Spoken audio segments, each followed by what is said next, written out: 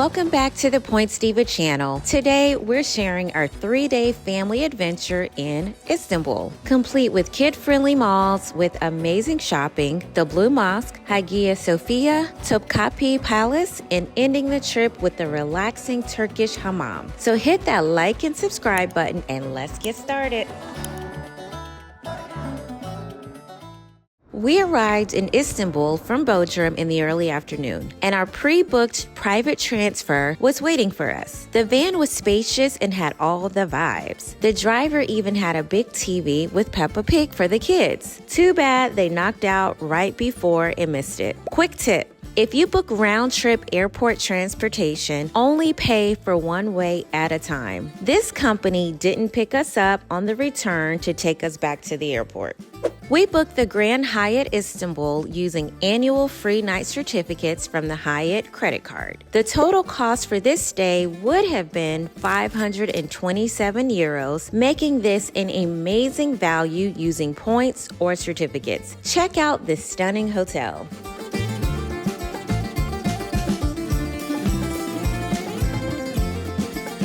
After we got settled, our first stop was one of Istanbul's massive shopping malls. These malls feel like mini entertainment centers with shops, food courts, and full amusement parks inside. This was a good place for lunch to satisfy different cravings. You have Turkish dishes, American fast food, sushi, and many other options. I can't stress how massive this mall was. Going on the website, you can see all the entertainment offered. There was a bowling alley, movie theater, zoo, fly zone, amusement park, interactive toy store, and Smart Play. We decided on the amusement park, where you can purchase tickets and ride a bunch of different rides. This was perfect for our kids and their first time riding rides like this. While the kids played, I snuck off for some retail therapy. There were some of my favorite stores like Zara, where I did purchase some items. There were so many other gorgeous Turkish brands, and honestly, if you shop in Istanbul, you should prepare for half of a day. We returned to our hotel so we can enjoy the happy hour in the club lounge. The offerings include beer, wine, hot and food options every evening from 6 to 9 p.m. For access, Hyatt Globalist have access to the suite lounge. You can use a suite upgrade certificate, or you can pay 50 euros per night, which is what we did. In the mornings, you have access to breakfast here or down at the main restaurant buffet. This was still worth the price because throughout the day, we even had access to the lounge for desserts, soft beverages, and water. The next morning, we had an amazing breakfast at the buffet restaurant. There was a nice array of fruit, Turkish dishes, omelet station, and of course, sweetbreads. Oh, can I get your face, your handsome face? Thanks. Okay. This isn't quite what I thought it was gonna taste like. It's a fried Turkish donut. So it's a fried Turkish donut? It's not sweet at all. It's not sweet at all. You wanna try it? Is it gonna be good? Mm-hmm. What do you Yummy! I ate mommy's donut and it tastes super good. Okay, well he says it tastes super good, so we'll go with that. We started day 2 in Sultanahmet Square. A taxi dropped us off close to the historic center of Old Istanbul. This was once the hippodrome of Constantinople, where chariot races and imperial ceremonies took place nearly 1,500 years ago. This was the entertainment center of ancient Constantinople. Now it's a park with gorgeous fountains and the best views of the Blue Mosque. Our first stop was the Basilica Cistern, an underground water reservoir built by Emperor Justinian in the 6th century. It once stored 23 million gallons of water for the Great Palace. This place was a unique experience. You walk through an underground tunnel and the lights change different colors at different times. We purchased tickets on the way there and walked past the long lines. All right, we finally got out to see the Blue Mosque area, and it is packed. It's 12 o'clock and absolutely packed. So I would highly suggest you try to get out here like by 9, and it shouldn't be this crowded. So we don't have tickets, and most likely we're not going to be able to get in. I'm like, man, this is our second visit here and we're missing it. The inside. Since the line for the Blue Mosque was too long, we went to a restaurant suggested by a local for great food and views. It was just a few blocks walking distance from the mosque. Most people go to Seven Hills Restaurant for the view. This restaurant was half the price, amazing views, and even better food. We loved it so much, we came twice for lunch. I'd highly recommend dining here for lunch or dinner. And tell them the Points Diva sent you. After lunch, we headed back to the Blue Mosque. The mosque was built in the early 1600s. It gets its name from the 20,000 handmade blue Iznik tiles that decorates its interior. It's still an active mosque today, so be mindful of the opening times. It opens at 8:30 and closes during the day for a few hours for visitors for prayer. Across the square is Hagia Sophia, one of the most important buildings ever constructed. Okay, a few tips for visiting the Hagia Sophia. Number one, purchase your tickets ahead of time. And then you also have to have a scarf, which I'm really hoping I don't have to get back in this long line to get just a scarf. We'll see. Perfect. I don't have to stand in the long line for a scarf. They told me to skip. Do you take card?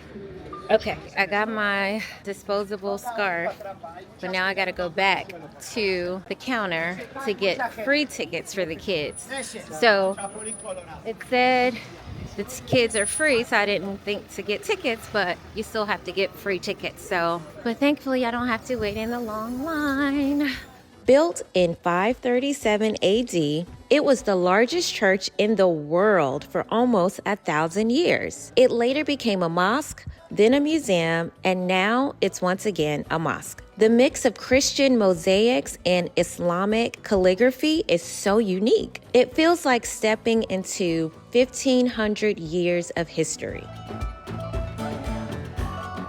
We then headed over to the stunning Topkapi Palace Museum, the former home of the Ottoman sultans for nearly 400 years. This huge complex is full of courtyards, gardens, and rooms decorated with incredible tiles. The palace holds everything from royal jewels to ancient manuscripts. The views overlooking the Bosphorus are amazing, and the open courtyards made it surprisingly kid-friendly. My favorite room was the royal family wardrobe.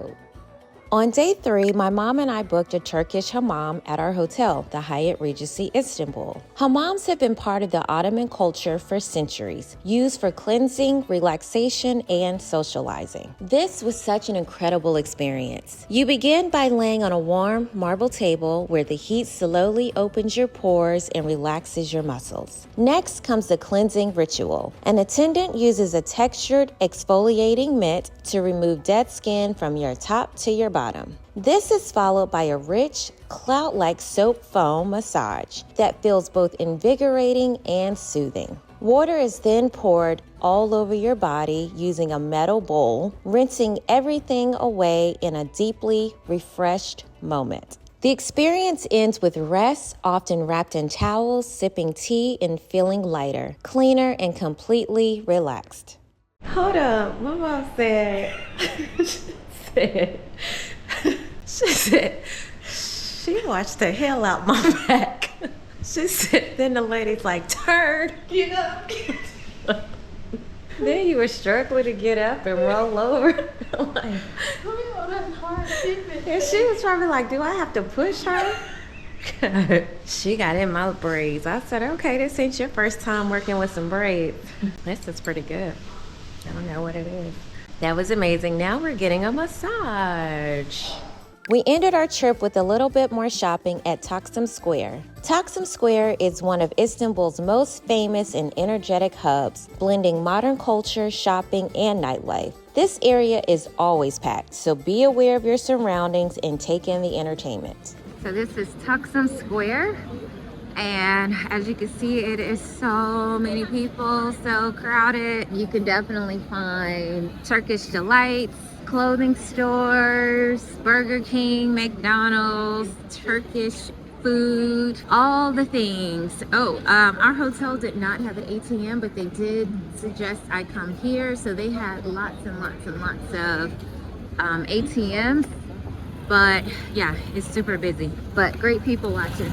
Istanbul completely exceeded our expectations as a family vacation. It's full of history, culture, and so many kid-friendly activities. From the iconic sites to the relaxing hammam to the indoor amusement parks. This trip had something for everyone. Mr. O and I visited pre-kids and had a completely different party experience. So we highly recommend visiting for any occasion. Thanks for joining our 3-day family adventure, and don't forget to like and subscribe to see the other videos in this series, and comment below on if you plan on visiting soon. Thank you for watching.